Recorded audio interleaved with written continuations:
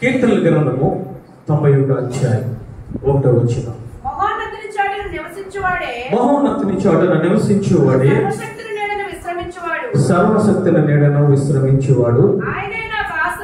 ఆయనే నాకు ఆశ్రయము, ఆయన కోట, నేను నమ్ముకున్న దేవుడని నేను యెహోవాను గూర్చి చెప్పుచున్నా. ఎవరైతే సర్వశక్తుల నీడను ఉంటారో, మహోన్నతుని చాటున ఆ నీడను ఉంటారో, వారేం చెప్తారో తెలుసా? యెహోవాయే నాకు కోట, యెహోవా నాకు ఆశ్రయము, యెహోవాయే నాకు దేవుడు, నేను ఆ దేవుణ్ణి నమ్ముకుంటూ ఉన్నానని అందరికీ మనం చెప్తాం. హల్లెలూయా, హల్లెలూయా. అదే మాట్లాడుతున్నారు 91వ కీర్తనలో. ఈ రోజు నువ్వు ఎక్కడ ఉండాలి తెలుసా? సర్వశక్తిని నీడలో ఉండాలి. హల్లెలూయా. ఎప్పుడు ఉంటామయ్యా అనంటే మత్తయి సువార్త 13వ అధ్యాయం 31వ వచనం. 13వ అధ్యాయం 31వ వచనం. ఆయన మరి యొక్క ఉపమానము వారితో చెప్పెను, పరలోక రాజ్యము ఒకడు తీసుకుని తన పొలములో విత్తిన ఆవగింజను పోలి ఉన్నది. అది విత్తనములన్నిటిలో చిన్నదే, కానీ పెరిగినప్పుడు పూల మొక్కలన్నిటిలోనూ పెద్దదై ఆకాశ పక్షులు వచ్చి దాని కొమ్మల యందు నివసించినంత చెట్టగును. హల్లెలూయా. ఒక ఉపమానము చెప్పారు ముందు, తర్వాత మరి ఒక ఉపమానము దేవుడు చెప్తూ ఉన్నారు. ఈ రెండు ఉపమానాలు దేనికోసం అనంటే పరలోక రాజ్యము సంబంధించి ఆయన చెప్తూ ఉన్నారు. ఒక ఆవగింజను చూపించి ఆయన అంటూ ఉన్నారు, ఇది విత్తబడితే అది పెరిగి పెద్దదవుతూ ఉంది, అది ఫలిస్తూ ఉంది, దానికి కొమ్మలు ఉన్నాయి. ఆ కొమ్మలలో ఎవరు ఉంటున్నారంటే అనేక ఆకాశ పక్షులు ఆ కొమ్మల నీడన విశ్రమిస్తూ ఉన్నాయని చెప్తూ ఉన్నారు. అంటే దీని అర్థం ఏమిటి అనంటే ఆవగింజ చిన్నదే, ఆకు కూరల విత్తనాలు అన్నిటికన్నా చిన్నది ఇది. ఈ చిన్నది పెరిగి పెద్దదై మహావృక్షమైంది. మహావృక్షం అయితే అది పరలోక రాజ్యములో ఉండడానికి అవకాశం ఉంది. హల్లెలూయా. అందుకే యోహాను గారు మాట్లాడుతూ ఉన్నారు, ఇదిగో నేను మార్గము సరళము చేయడానికి వచ్చానని మాట్లాడుతూ ఆయన అంటూ ఉన్నారు, మారు మనసు పొందండి, మారు మనసు పొందిన తర్వాత తగిన ఫలములు మీరు ఫలించండి. ఏమిటయ్యా ఫలములు అని అంటే ఆయన అంటూ ఉన్నారు, మీకు ఒక అంగి ఉంటే ఇంకొక అంగినే ఇవ్వండి వేరే ఒకరికి. మీ దగ్గర ఆహారం ఉంటే ఆకలి గల వారికి ఇవ్వండి. మీరు తగిన ఫలములు ఫలించండి, ఫలించకపోతే మీరు పరలోక రాజ్యానికి వెళ్ళరు అని ఆయన మాట్లాడుతూ ఉన్నాడు. హల్లెలూయా, హల్లెలూయా. ఈ రోజు మనం అనుకుంటూ ఉన్నాం రక్షణ పొందితే సరిపోతుందని అనుకుంటూ ఉన్నాం, పరలోక రాజ్యానికి వెళ్ళిపోతామని అనుకుంటూ ఉన్నాం. మరి దేవాది దేవుడు నీకు సమయాన్ని ఎందుకు ఇచ్చాడో అనేక సార్లు ఇదే వాక్యాన్ని దేవుడు మాట్లాడుతూ ఉన్నాడు. నీకు ఆరోగ్యాన్ని ఎందుకు ఇచ్చాడో, నిన్ను సుఖ సంతోషాలతో ఈ భూమి మీద ఇంకా నిన్ను ఎందుకు ఉంచాడో అంటే నువ్వు మారు మనసుకు తగిన ఫలములు ఫలిస్తావని. ఫలించకపోతే యోహాను గారు అంటూ ఉన్నారు, నేను వేరు చేస్తా.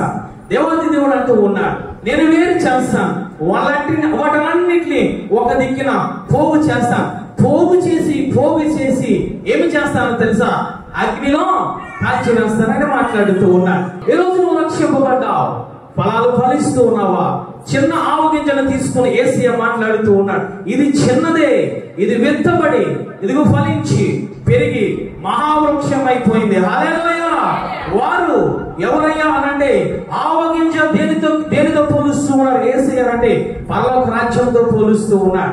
ఆవగింజను దేనితో పోలుస్తున్నారు యేసయ్య అంటే నిన్ను నన్ను ఒక విశ్వాసతో ఆయన పోలుస్తూ ఉన్నాడు. జాగ్రత్తగా గమనించినట్లయితే మళ్ళా ఒక ఉపమానం చెప్తూ ఉన్నా, అంటే యేసయ్య ముందు ఒక ఉపమానం చెప్పాడు. ఏమిటయ్యా అంటే ఆయన మాట్లాడుతూ ఉన్నాడు, ఇదిగో వ్యవసాయదారు చేతిలో విత్తనములు ఉన్నాయి, అవి జల్లుకుంటూ వెళ్ళిపోతూ ఉన్నాడు. కొన్ని ఎక్కడ పడ్డాయి అనంటే త్రోవ పక్కన పడ్డాయి, కొన్ని ఎక్కడ పడ్డాయి అనంటే రాతి నెలలో పడ్డాయి, కొన్ని ఎక్కడ పడ్డాయి అనంటే మొండ పొదలలో పడ్డాయి, కొన్ని ఎక్కడ పడ్డాయి అంటే మంచి నెలలో పడ్డాయి. హల్లెలూయా.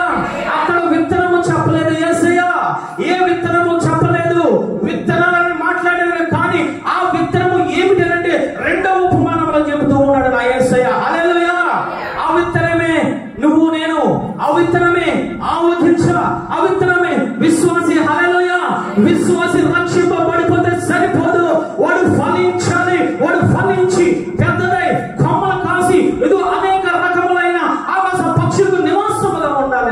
ఆయన మాట్లాడుతూ ఉన్నాడు. హల్లెలూయా. ఈరోజు నువ్వు నేను ఎవరో తెలుసా? ఆయన చేతిలో నువ్వు ఉన్నావు. నువ్వు నేను ఆయన చేతిలో ఒక ఆవగింజవలె ఉన్నావు. ఆవగింజ నువ్వు నేను. అసలు ఆవగింజ ఏ విధంగా ఉంటుందో, ఏ విధంగా పెరిగి పెద్దదవుతుందో యేసయ్య ఈ ఉపమానంలో చెప్పడం జరిగింది. ఆవగింజ మొట్టమొదటిది ఏ విధంగా ఉన్నదంటే చిన్నదిగా ఉన్నది. హల్లెలూయా. మొట్టమొదటి లక్షణం ఏమిటనంటే చిన్నదిగా ఉన్నది. రెండవ లక్షణం ఏమిటనంటే ఆయన చేతులలో ఉన్నది ఆవగింజ. మూడవది ఏమి చేశారంటే ఆయన చేతులలో ఉన్న ఆవగింజను ఆయన తోటలో విత్తాడు. హల్లెలూయా. నాలుగవది ఏమిటో తెలుసా? విత్తబడిన ఆయన ఆవగింజ పెరుగుతూ ఉంది. హల్లెలూయా. పెద్దదవుతూ ఉంది. అంటే నాలుగవది పెరిగే లక్షణము కలిగి ఉన్నది ఆవగింజ. ఐదవ లక్షణము ఏమిటనంటే అది అనేక మందికి నీడనిస్తూ ఉంది. హల్లెలూయా. ఆవగింజలో 5 లక్షణాలు ఉన్నాయి. విశ్వాసంలో 5 లక్షణాలు ఉన్నాయి. ఈ 5 లక్షణాలు ఉంటే ఆయన అంటూ ఉన్నాడు, నువ్వు పరలోక రాజ్యంలో నువ్వు కనబడతావు, నువ్వు పరలోక రాజ్యంలో నువ్వు నివసిస్తావని మాట్లాడుతూ ఉన్నాడు. మరి ఒకసారి చెబుతూ ఉన్నాను, ఆవగింజ 5 లక్షణాలను కలిగి ఉంది. మొట్టమొదటిది చిన్నది, రెండవదిగా ఆయన చేతిలో ఉన్నది, మూడవదిగా విత్తబడింది, నాలుగవదిగా అది ఫలిస్తూ ఉంది, ఐదవదిగా అనేక మందికి నీడనిస్తూ ఉంది. హల్లెలూయా. 5 లక్షణాలు ఆవగింజలో ఈ యొక్క ఉపమానంలో దేవాంత దేవుడు పొందుపరచడం జరిగింది. ఏమిటయ్యా మొట్టమొదటిదంటే ఆవగింజ చిన్నది. ఈరోజు నువ్వు నేను చిన్నవాడమే. ఈరోజు నువ్వు నేను రక్షింపబడ్డామనంటే ఆయన రక్తధారలో కడగబడ్డామనంటే నువ్వు చిన్నగానే ఉన్నావు. కానీ నమ్ముకున్న దేవుడు పెద్దవాడు. నువ్వు నమ్ముకున్న విశ్వాసము అది చాలా గొప్పది, అది చాలా పెద్దదిగా ఉన్నది. ఆ విశ్వాసము పెద్దగా ఉండా. ఈరోజు నువ్వు అనుకుంటూ ఉన్నావు, నేను అనుకుంటూ ఉన్నా, నేను చాలా చిన్నవాడిని, నేనేమి చేయగలను, నేను ప్రార్థన చేయగలనా, ఉపవాసం ఉండగలనా, నేను ఫలాలు ఫలించగలనా నువ్వు అనుకుంటూ ఉన్నావు. కానీ నువ్వు చిన్నవాడివి. కానీ నువ్వు నమ్ముకున్న దేవాంతి దేవుడు అభివృద్ధి కలిగజేసే దేవుడు. హల్లెలూయా. హల్లెలూయా. అపోస్తలుల కార్యాలు 12వ అధ్యాయము 13వ వచనం. అపోస్తలుల కార్యాలు 12వ అధ్యాయం. అది తలవాకిట తలుపు తట్టుచుండగా రోదే అనే ఒక చిన్నది ఆలకించుటకు వచ్చెను. చూడండి, ఎవరు అనంటే రోదే అనే చిన్నది. ఎవరు స్వరం విన్నది అంటే పేతురు స్వరం విన్నది. ఆమె కోసం పరిశుద్ధాత్మ దేవుడు మాట్లాడుతూ ఉన్నాడు. రోదే అనే చిన్నది. ఏమి జరిగిందయ్యా అనంటే పేతురు గారిని చెరసాలలో పెట్టా. చెరసాలలో పెడుతూ ఉంటే సంఘము ప్రార్థిస్తూ ఉంది, అత్యాసక్తితో ప్రార్థిస్తూ ఉంది, కన్నీటితో ప్రార్థిస్తూ ఉంది, ఉపవాసంతో ప్రార్థిస్తూ ఉంది. ప్రార్థించగా పేతురు గారు వచ్చారు, తలుపు కొడుతూ ఉన్నారు. ఓ సంగమా, ఓ సంగమా అని తలుపు కొడుతూ ఉన్నారు. ఆ స్వరం ఎవరు విన్నారు తెలుసా? రోది అనే చిన్నది విన్నది. హల్లెలూయా. విన్నది మాట్లాడుతూ ఉంది. సంఘంలోకి వెళ్ళి, ఇదిగో పేతురు గారు స్వరం నేను విన్నా. పేతురు గారు ఇదిగో ఆ తలుపు బయట ఉన్నారు, ఆయన కొడుతూ ఉన్నారు, ఆయన మాట్లాడుతూ ఉన్నారు, తలుపు తీవని మాట్లాడుతూ ఉన్నారు అని చెప్పి ఆమె చెప్తూ ఉంది. ఆ సంఘంలో వారందరూ అంటూ ఉన్నారు, నువ్వు పిచ్చిదానివి అని మాట్లాడుతూ ఉన్నారు. ఈరోజు నువ్వు పిచ్చిదానిగా కనపడవచ్చు, ఈరోజు నువ్వు చిన్నదానిగా కనపడవచ్చు, ఈరోజు నువ్వు చిన్నవాడిగా కనపడవచ్చు. కానీ దేవుని స్వరము వింటే నువ్వు మహాఫలాభివృద్ధి పొందుతావు. హల్లెలూయా. పెద్దవాడిగా మారిపోతావు. ఆ సంఘంలో ఎవరు వినలేదు, కానీ ఎవరు విన్నారు తెలుసా? ఒక చిన్నది యాజకుడు స్వరము విన్నది. ఆ చిన్నది యాజకుడు యొక్క మాట విన్నది. ఆ చిన్నది యాజకుడు ఎంత లక్ష్యం వచ్చింది. హల్లెలూయా. అందరూ ఆమెను అంటూ ఉన్నారు, నువ్వు గొప్ప దానివి, మేము వినలేకపోయాం ఆయన స్వరాన్ని, మేము ప్రార్థన చేస్తూ ఉన్నాము కానీ మేము విశ్వసించలేకపోయాం. నీ విశ్వాసము గొప్పది, నువ్వు ఆయన స్వరము విన్నావని ఎంతగానో ఆమెను అభినందించావు. హల్లెలూయా. ఈరోజు నువ్వు గొప్పవాడుగా కావాలనంటే మొట్టమొదట ఆయన స్వరము విన్నా.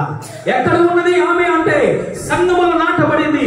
ఆమె చిన్నదే కానీ ఎక్కడ ఉందయా? సంఘములో నాటబడింది. సంఘంలో ఉన్నది. ప్రార్థన చేసే గుంపులో, ఉపవాసం చేసే గుంపులో, కన్నీరు నచ్చే గుంపులో, ప్రార్థన చేసే గుంపులో ఆమె ఉన్నది. కాబట్టి ఆమె చిన్నది విశ్వసించి ఆ పేతురు స్వరము విన్నది. హల్లెలూయా. ఈరోజు నువ్వు ఎక్కడ ఉంటూ ఉన్నావు? ప్రార్థన చేసే గుంపులో ఉంటూ ఉన్నావా? కన్నీరు కాచే గుంపులో ఉంటున్నావా? రోదన చేసే గుంపులో ఉంటున్నావా? గుండెలు కొట్టుకొని ఇదిగో ఈ సంఘము కోసము, అనేక మంది కోసము, ఇదిగో అనేక రక్షణ లేని వారి కోసము రోధించే గుంపులను ఉంటూ ఉన్నావా? రోధించే గుంపులను ఉంటే, ఉపవాసం చేసే గుంపులను ఉంటే, కన్నీరు కాచే గుంపులను ఉంటే ఆయన స్వరము వింటావు. హల్లెలూయా! ఆయన స్వరము వింటే నిన్ను చిన్నదానిగా ఉంచుడు, ఆయన నిన్ను పెద్దవాడిగా మారుస్తాడు. హల్లెలూయా! ఇక్కడ ఆవగించ చిన్నది, కానీ దేవాది దేవుని దగ్గర ఉన్నది కాబట్టి అది మహాబలాభివృద్ధి పొందింది. తల్లి, ఈరోజు నువ్వు ఎక్కడ ఉంటూ ఉన్నావు? ప్రార్థన అనేసరికి ఇక్కడ ఎవరు కనిపించడం లేదు. కారణం ఏమిటో తెలుసా? వర్షము, అనారోగ్యము, రకరకాల కారణాలు చెప్తూ ఉన్నావు.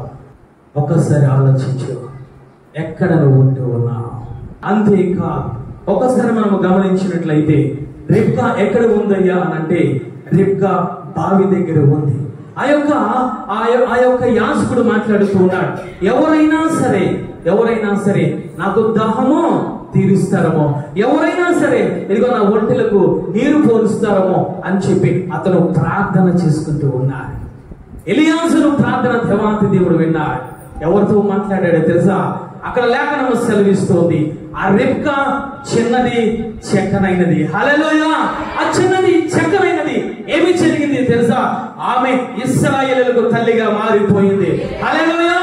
హల్లెలూయా! ఒక యాకోబు తల్లిగా, ఒక ఇశ్రాయేలు తల్లిగా, ఇశ్రాయేలు దేశానికి ఒక తల్లిగా మారిపోవడానికి గల కారణం ఏమిటో తెలుసా?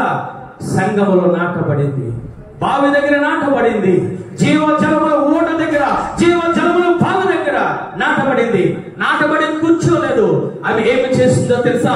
శ్రమ పడుతూ ఉంది, ఆమె కష్టపడుతూ ఉంది.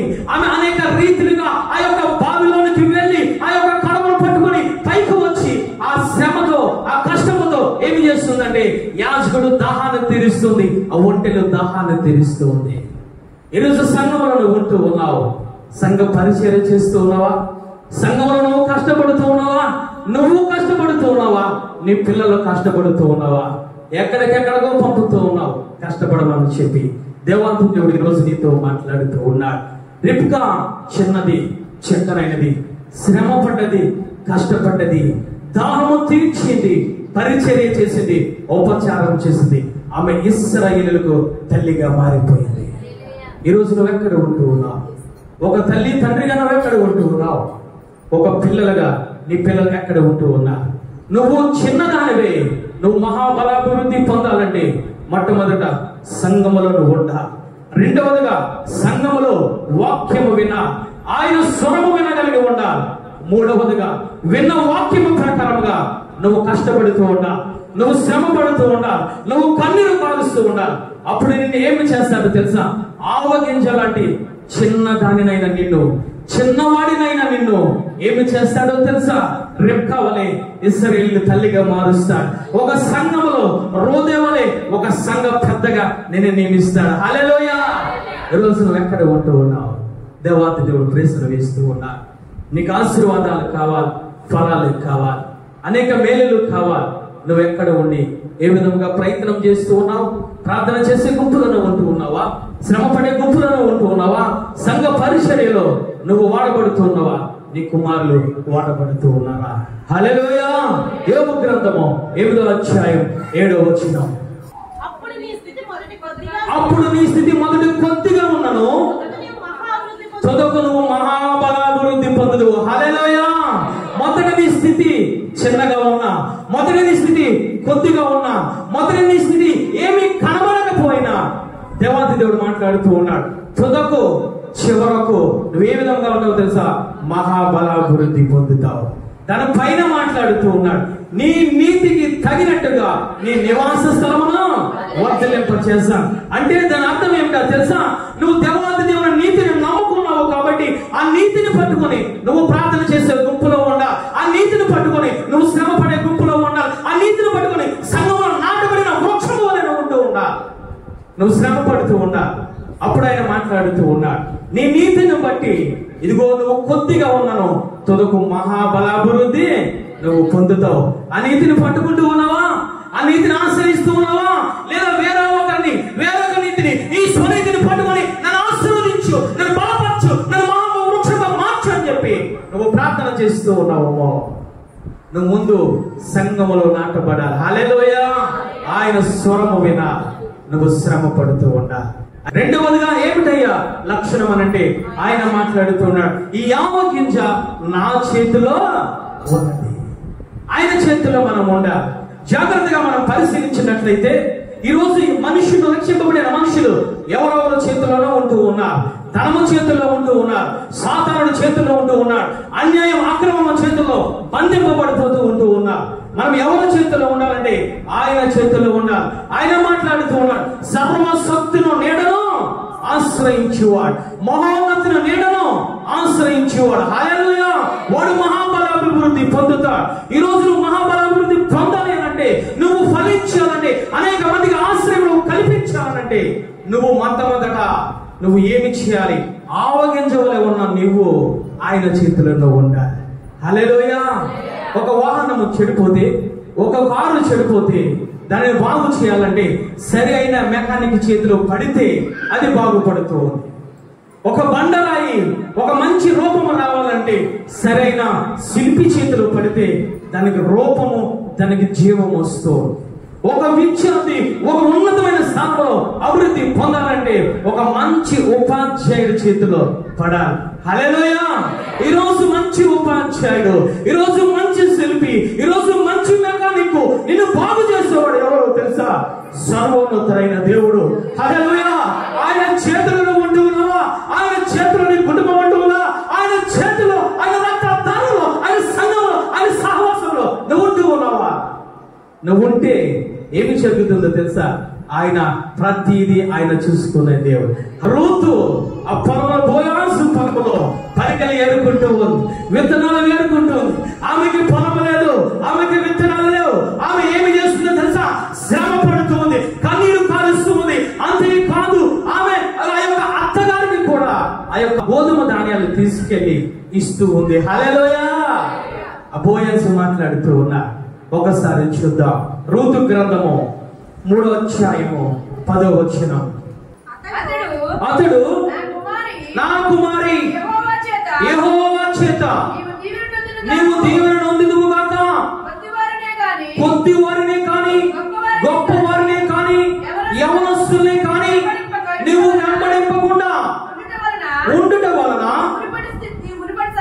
నీ మునుపటి సత్ప్రవర్తన వెనుకటి సత్ప్రవర్తన కంటే ఎక్కువైనది. హల్లెలూయా.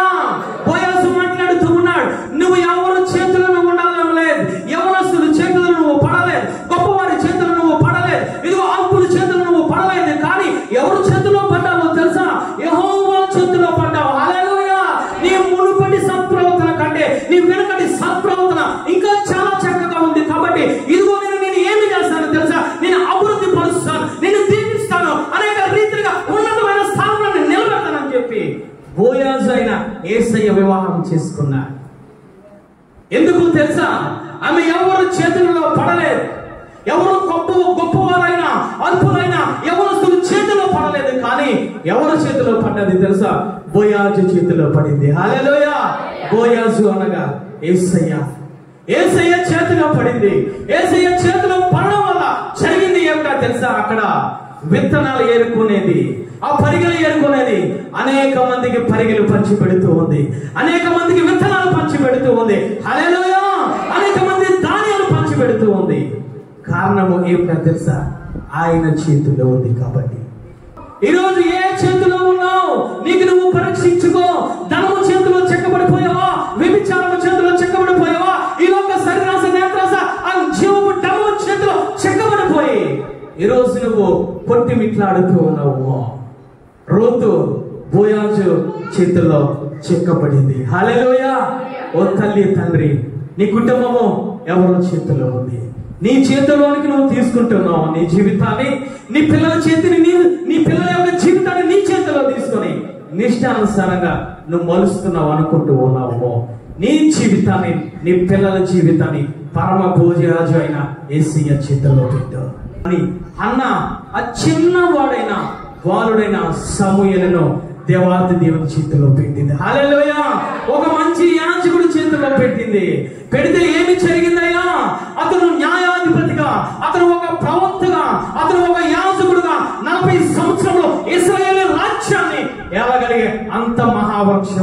పెట్టాడు ఆయన. ఈరోజు నీ కుమారులు నీ కుమార్తెలు ఎవరి చేతుల్లో ఉంటూ ఉన్నారు? నువ్వు ఎవరి చేతుల్లో ఉంటూ ఉన్నారు? ఆయన మాట్లాడుతూ ఉన్నారు, ఇదిగో నువ్వు నా చేతుల్లో ఉంటే నేనేం చేస్తాను తెలుసా? నా అర చేతులలో నిన్ను చెక్కుకుంటా. ఆయన అర చేతుల్లో నువ్వు చెక్కబడాలంటే ఆయన చేతుల్లో నువ్వు ఉండాలి. ఆయన చేతుల్లో నువ్వు ఉంటే ప్రాకారము వలె ఆయన నిన్ను కాస్తా ఉంటాడు. హల్లెలూయా! ఎవరు ఉన్నారయ్యా? బోయాజు దగ్గర రూతు ఉన్నది, ఆ యొక్క ఏలీ దగ్గర సమూయేలు ఉన్నారు. వారందరూ కూడా ఎవరి చేతిలో ఉన్నారంటే మందిరంలో యేసయ్య చేతిలో ఉన్నారు. ఈరోజు ఎవరి చేతిలో ఉంటూ ఉన్నావు తల్లి? ఆయన మాట్లాడుతూ ఉన్నారు. యోహాను సువార్త 10వ అధ్యాయం 28వ వచనం, నేను వాటికి నిత్య జీవమునిచ్చుచున్నాను, అవి ఎన్నటికి నశించిపోవు. చదువుతుంది, నా చేతిలో నుండి ఎవ్వరు కూడా అపహరింపరు. హల్లెలూయా! ఆయన మాట్లాడుతూ ఉన్నాడు, నా చేతుల్లో ఉన్న వారిని, నా అరచేతుల్లో చిక్కుకున్న వారిని ఎవ్వరు కూడా ఈ లోకము కానీ, ఈ లోక సాతానుడు కానీ, ఆ గర్జించే సింహము కానీ ఎవ్వరు కూడా ఎత్తుకు వెళ్ళలేరు. కారణం ఏమిటో తెలుసా? నువ్వు ఆయన చేతిలో ఉన్నావు కాబట్టి. ఆయన చేతిలో ఉంటే ఆయన అంటూ ఉన్నారు, మీ అందరికి నిత్య జీవాన్ని నేను ఇస్తా. ఈరోజు ఎవరి చేతిలో ఉంటూ ఉన్నావు? ఆవగింజ చిన్నదే, కానీ ఎవరి చేతిలో ఉందో తెలుసా? ఆ యొక్క యేసయ్య చేతిలో ఉంది. హల్లెలూయా! ఆయన మాట్లాడుతూ ఉన్నాడు, ఆవగింజ చిన్నదే, కానీ ఇదిగో ఆ ఇశ్రాయేలు ప్రజలందరితో మాట్లాడుతూ ఉన్నాడు, ఆవగింజ చిన్నదే కానీ ఇది నా చేతిలో ఉంది. హల్లెలూయా!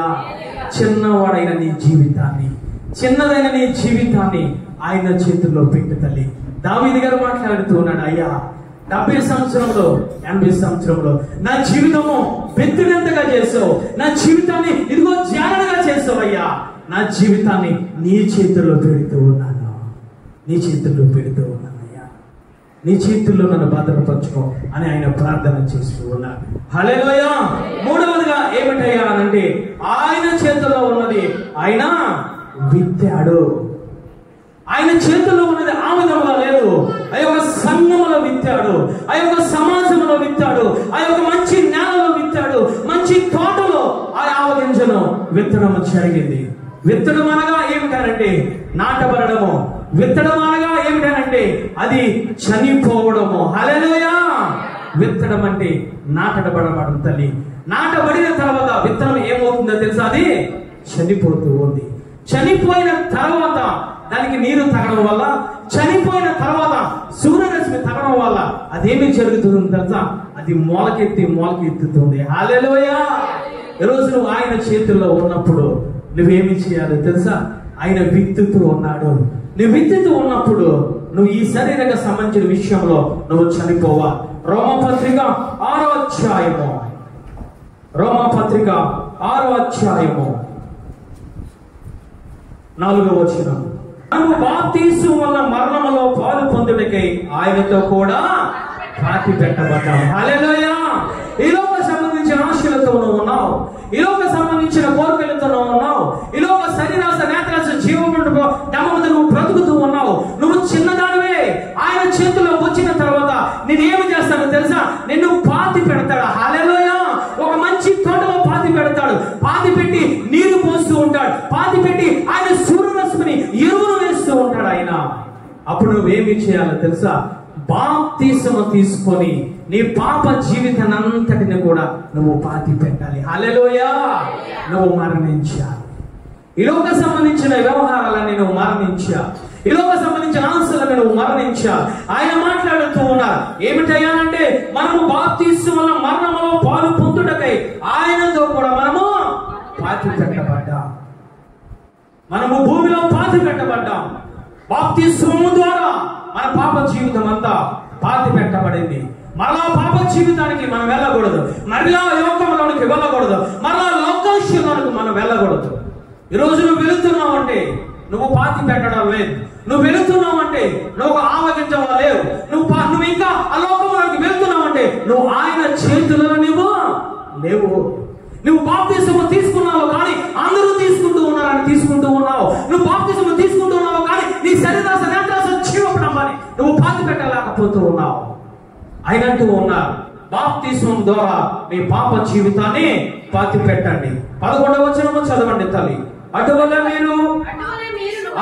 మీరును పాప విషయమై మృతులుగాను దేవుని విషయమై క్రీస్తు యేసునందు సజీవులుగాను మిమ్మల్ని మీరే ఎంచుకొని. హల్లెలూయా. నువ్వు బాప్తిస్మం ద్వారా పాతి పట్టబడ్డావు కాబట్టి నువ్వు క్రీస్తులో జన్మించాలి. హల్లెలూయా, హల్లెలూయా. ఎప్పుడైతే ఈ ఆవగింజ పాతి పెట్టబడిందో క్రీస్తులో జన్మించింది, క్రీస్తులో మహాబలాభివృద్ధి పొందింది, క్రీస్తులో చిగురిస్తుంది, క్రీస్తులో ఫలాలు కాస్తూ ఉంది. నువ్వు పాతి పెట్టబడ విరిగితేనే, పాతి పెట్టబడితేనే, నువ్వు బాప్తిస్మం ద్వారా పాతి పెట్టబడితేనే ఆత్మ ద్వారా నువ్వు ఫలిస్తావు. యాకోబుని రేవు దగ్గర నా యేసయ్య విరగొట్టాడు. తుంటి నరువు మీద కొడితే అతను కుంటూ మాట్లాడుతూ ఉన్నాడు, అయ్యా నువ్వు నన్ను విరగొట్టావు కాబట్టి నేను ఇదిగో యాకోబుగా నివసించను, ఇదిగో ఆవగించగా ఉండను, నీ చేతిలో ఉన్నాను కాబట్టి నా పాప జీవితాన్ని పాతి పెట్టబడి ఇశ్రాయేలుగా నేను జీవిస్తానని చెప్పి ఆయన మాట్లాడుతూ ఉన్నాడు. ఈరోజు ఏ విధంగా విరగకూడదు, ఏ విధంగా ఆలోచిస్తూ ఉన్నావు, అనేక వాక్యాలు వింటూ ఉన్నావు, పరిశుద్ధాత్మ దేవుడు సంధిస్తూ ఉన్నాడు. నీ జీవితాన్ని ఆయన చేతుల్లో పెడుతూ ఉన్నావా? నీ కుమారుని జీవితాన్ని ఆయన చేతుల్లో పెడుతున్నావా? నీ శరీరాన్ని ఆయన చేతుల్లో పెడుతున్నావా? నీ ప్రాణ ఆత్మ దేహం ఆయన చేతుల్లో పెడుతూ ఉన్నావా? పెడితే విరిచే దేవుడు తల్లి, విరిస్తే నువ్వు చంపబడితే నువ్వు ఆవగించవలే ఫలిస్తావు. హల్లెలూయా. లేదు నేను విరుచుకోను, లేదు ఈ పాపం వల్ల ఉంటాను, లేదు యాకోబు వల్ల ఉంటాను అంటే దేవాది దేవుడు అంటూ ఉన్నాడు, ఇదిగో నేను వేరు చేస్తాను, జాగ్రత్త. సంఘంలోంచి వేరు చేస్తా, ఇదిగో ద్రాక్ష వలి నుంచి వేరు చేస్తా, ప్రార్థన నుంచి వేరు చేస్తా, ఆరాధన నుంచి వేరు చేస్తా, ఆత్మ నుంచి వేరు చేస్తాను, వేరు చేసి నేను పోగు చేస్తానని మాట్లాడుతూ ఉన్నాను. ఈరోజు ఈ విధముగా నువ్వు ఉంటూ ఉన్నావు తల్లి. యాకోబును విరిచాడు, ఇశ్రాయేలుగా మార్చాడు. అబ్రాహామును విరిచాడు, అబ్రహాముగా మార్చాడు. సారాయిని విరిచాడు, సారాగా మార్చాడు. ఇదిగో యాకోబును విరిచాడు, ఇశ్రాయేలుగా మార్చాడు. జక్కయ్యను విరిచాడు, ఇదిగో అబ్రహాము కుమారుడుగా మార్చాడు. సౌలును విరిచాడు, పౌలుగా మార్చాడు. హల్లెలూయా. ఈరోజు ఏ విధముగా విరచబడ్డావు, ఏ విధంగా పాతి పెట్టబడ్డావు? వీరందరూ బహుగా ఫలించడానికి కారణం ఏమిటో తెలుసా? వారందరూ విరవబడ్డారు, వారందరూ పాతి పెట్టబడ్డారు. పాతి పెట్టబడిన ఆవగింజ, పాతి పెట్టబడిన యాకోబు, పాతి పెట్టబడిన అబ్రాహాము, పాతి పెట్టబడిన శారా, పాతి పెట్టబడిన జక్కయ్య, పాతి పెట్టబడిన సౌలు గారు, వారందరూ ఫలించారు. హల్లెలూయా. ఈరోజు నువ్వు విరవబట్టబడుతూ ఉన్నావా తల్లి? విరవబట్టబడుతున్నావా? ఆవగించగలిగే లక్షణం ఏమిటయ్యానంటే అది చిన్నది, రెండవది ఆయన చేతిలో ఉంది, మూడవది అది పాతి పెట్టబడి విరగబట్టబడింది తల్లి. నాలుగవ లక్షణము ఏమిటయ్యానంటే అది కొమ్మలు కలిగి అది ఎదుగుతూ ఉంది. హల్లెలూయా. దీనిలో ఎదుగుతూ ఉన్నా. ఒక విశ్వాసి ప్రార్థనలో ఎదగాలి, ఒక విశ్వాసి వాక్యములో ఎదగాలి, ఒక విశ్వాసి ఆరాధనలో ఎదగాలి, ఒక విశ్వాసి యథార్థతలో ఎదగాలి, ఒక విశ్వాసి నీతిలో ఎదగాలి, ఒక విశ్వాసి విశ్వాసములో ఎదగాలి. ఈరోజు ఎదుగుతూ ఉన్నామా తల్లి? ఈరోజు అవిశ్వాసమైన మాటలు, ఈరోజు యథార్థత లేని జీవితాలు, విశ్వాసం లేని బ్రతుకులుగా మనం జీవిస్తూ ఉన్నాం. నువ్వు ఎదగాలి. ఎందుకు తెలుసా? ఆయన చేతిలో ఉన్నావు కాబట్టి, సంఘంలో నాటబడ్డావు కాబట్టి నువ్వు ఎదుగుతూ ఉండాలి. ఈరోజు మనం ఎక్కడ ఎదుగుతూ ఉన్నామో తెలుసా? మనలో వాక్యము వింటూ ఉన్నాము కానీ మన జీవితంలో వాక్యము ఎదగడం లేదు. కానీ మన జీవితంలో ముళ్ళ కంచెలు వెతుకుతూ ఉన్నాయి, ముళ్ళులు వెతుకుతూ ఉన్నాయి. ఏమిటయ్యా ముళ్ళులు? ఐగిక విచారాలు. ఏమి తిందామా, ఏమి త్రాగుదామా, ఏ విధంగా జీవిద్దామా, ధనమోసం అనే ముళ్ళులు, ఇగో ఇతర ఐహిక విచారాలు ఎదుగుతూ ఉంటూ ఉన్నాయి. ఆ విధంగా ఎదగకూడదు. ఆయన మాట్లాడుతున్న అపోస్తలుడైన పౌలు గారు మాట్లాడుతూ ఉన్నారు, మీకు మూల పాఠములు చెబుతూనే ఉన్నాను, ఇదిగో మీకు అనేక రీతిగా వాక్యాన్ని చెబుతూ ఉన్నాను. కానీ ఇదిగో మీరు ఎప్పుడో బోధకులుగా కావాలి, ఎప్పుడో ఎదగాలి, ఎప్పుడో మహాబలాభివృద్ధి పొందాలి, అనేక అనేక రీతిగా అనేక మందిని రక్షించే వారిగా యాజకులుగా మీరు ఉండాలి. కానీ ఆయన బాధపడుతూ మాట్లాడుతూ ఉన్నారు, మీరు ఇంకా పాలు తాగే వయసులోనే ఉంటూ ఉన్నారు, మీరు ఇంకా పాలే తాగుతూ ఉన్నారు, ఇంకా బలమైన ఆహారం ఎప్పుడు తింటారు, ఇంకా ఎప్పుడు బలం పొందుకుంటారు, ఎప్పుడు శక్తిని పొందుకుంటారు, ఎప్పుడు ఆయన వాక్యాన్ని పొందుకుంటారు, ఎప్పుడు ఆయన ఆత్మను పొందుకుంటారు. ఇంకా మీరు పాలు తాగే వయసులోనే ఉన్నారు. ఎందుకు గల కారణం ఏమిటో తెలుసా? ఎదగవలసిన రీతిగా నువ్వు ఎదగడం లేదు. ఈరోజు ఎదగవలసిన విత్తనముల వాక్యము విత్తులో ఎదగడం లేదు. ఈరోజు ఆరాధన విషయంలో ఎదగడం లేదు. ఈరోజు ఇదిగో ప్రార్థన విషయంలో ఎదగడం లేదు. అనేక రకమైన లోకాల విషయంలో ఎదుగుతూ ఉన్నావు. ఆ ఆచారాలు పాటిద్దాం, ఈ సాంప్రదాయాలు పాటిద్దాం, ఈ యొక్క మూఢనమ్మకాలు పాటిద్దాం. రకరకములు ఎదుగుతూ ఉన్నావు. వాటిలో ఎదిగితే దేవాంతి దేవుడిలో నువ్వు ఎదగలేవు. అపోస్తలుడైన పౌలు గారు ఎదుగో ఫిలిప్పీ ఆ ఇంటికి వెళ్ళారట, ఇలా ప్రవచిస్తూ ఉన్నారు. హల్లెలూయా! ఎందులో ఎదుగుతున్నారు తెలుసా? ఆరాధనలో ఎదుగుతూ ఉన్నారు, వాక్యములో ఎదుగుతూ ఉన్నారు, ఉపవాస ప్రార్థనలు ఎదుగుతున్నారు. ఎదుగుతూ ఎదుగుతూ ఎదుగుతూ ఆత్మ వరములు పొందుకున్నారు. ఆత్మ వరములో ఒకటి ఏమిటో తెలుసా? ప్రవచించే వరము. ప్రవచిస్తూ ఉన్నారు. ఎవరు తెలుసా? కుమార్తెలు, చిన్న కుమార్తెలు, ఫిలిప్పీ కుమార్తెలు. ఈరోజు తల్లి తండ్రులుగా నువ్వు ఉంటూ ఉన్నావు. ఒక్క ఫలములైనా ఫలించేవా? ఒక్క వరమైనా నువ్వు పొందుకున్నావా తల్లి? అపోస్తలుడైన పౌలు గారు వారిని చూసి ఎంతగానో గౌరవించి మాట్లాడుతూ ఉన్నాడు. హల్లెలూయా! వీరు చిన్నవారే కానీ నాతో సమానముగా ప్రవచిస్తూ ఉన్నారు. ఈరోజు ఎప్పుడైనా ప్రవచన వరం కోసమో నువ్వు ఎదిగావా? ఎప్పుడైనా ప్రవచన వరం కోసమో నువ్వు ప్రయాసపడుతూ ఉన్నావు? వ్యర్థమైన వాటిని నువ్వు ఎదుగుతూ ఉన్నావు తల్లి. నువ్వు వెదగవలసింది ప్రార్థనలో ఎదగా, నువ్వు వెదగవలసింది ఇదిగో ఆ యొక్క వాక్యంలో ఎదగా, నువ్వు వెదగవలసింది ఆయన ఆరాధించడంలో ఎదగాలి. హల్లెలూయా! ఎప్పుడు ఎదుగుతావో తెలుసా? నువ్వు ఆయన చేతిలో ఉన్నప్పుడు. ఎప్పుడు ఎదుగుతావో తెలుసా? ఆయన సంఘములో ఉన్నప్పుడు. నీ పాప జీవితానంతా పాతి పెట్టిన తర్వాత అప్పుడు నువ్వు ఎదుగుతావు. హల్లెలూయా!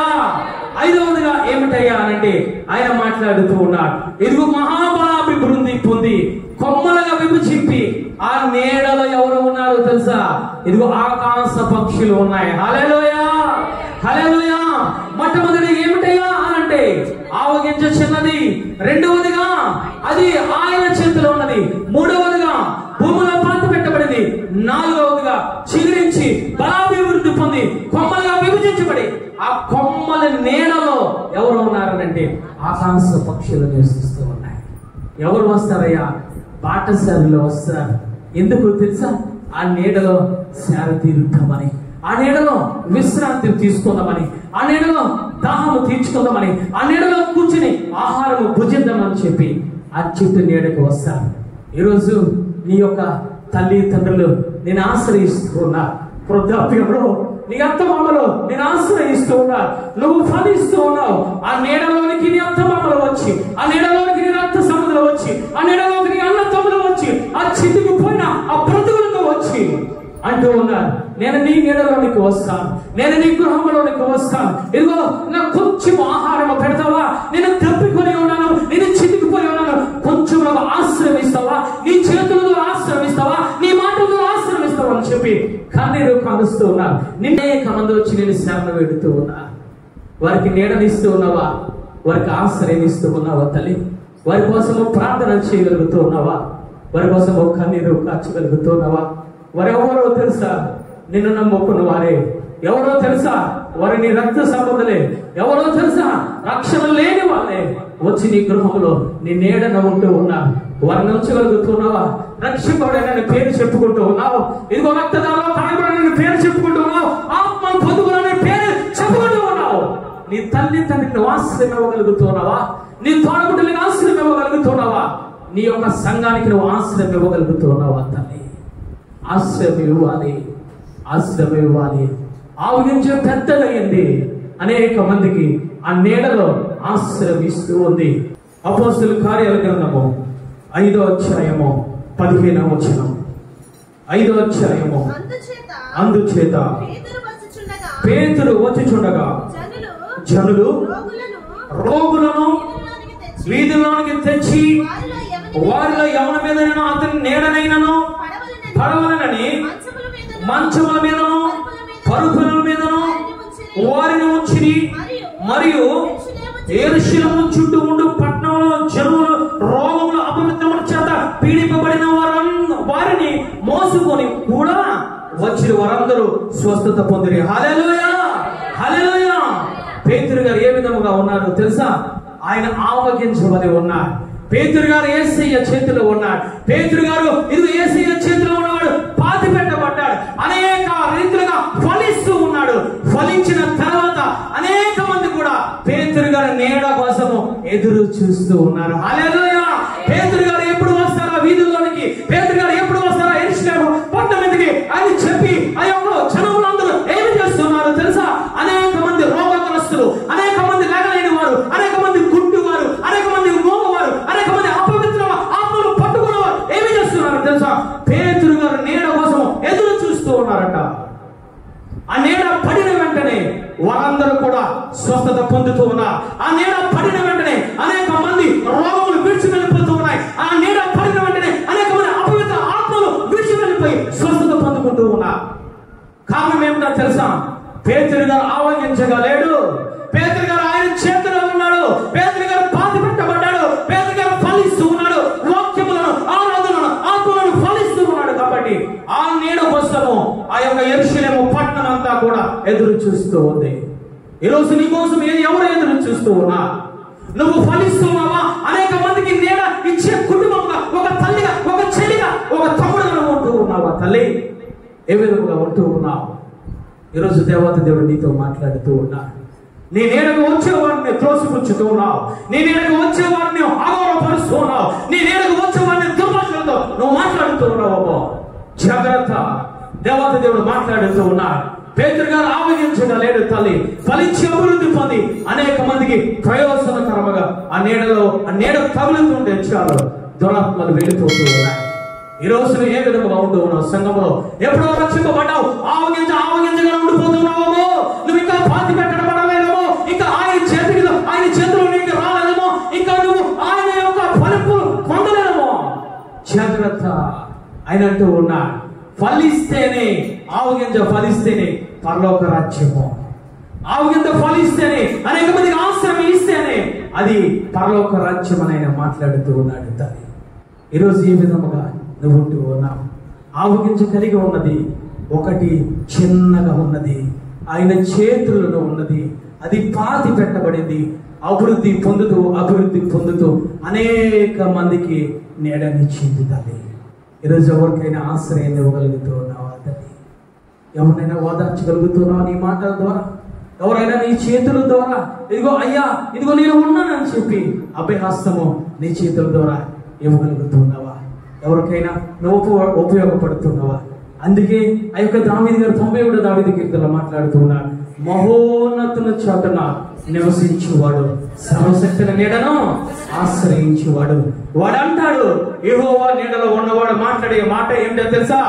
ఆయన నా కోట, ఆయన నా కొండ, ఆయనని నమ్ముకున్న దేవుడు అని చెప్పి అనేక మందికి ప్రచారం చేస్తూ ఉంటాడు. అనేక ఆవగింజలకు ఆశ్రయం ఇస్తూ ఉంటాడు. అనేక మందిని ఆయన చేతుల్లో పెడుతూ ఉంటాడు. అనేక మందికి రక్షణ సువార్త చాటి ఇదిగో పాతి పెట్టబడి బాప్తిసములు ఇస్తూ ఉంటాడు. అనేక మందిని కూడా అనేక రీతిగా స్వస్థపరుస్తూ ఉంటాడు.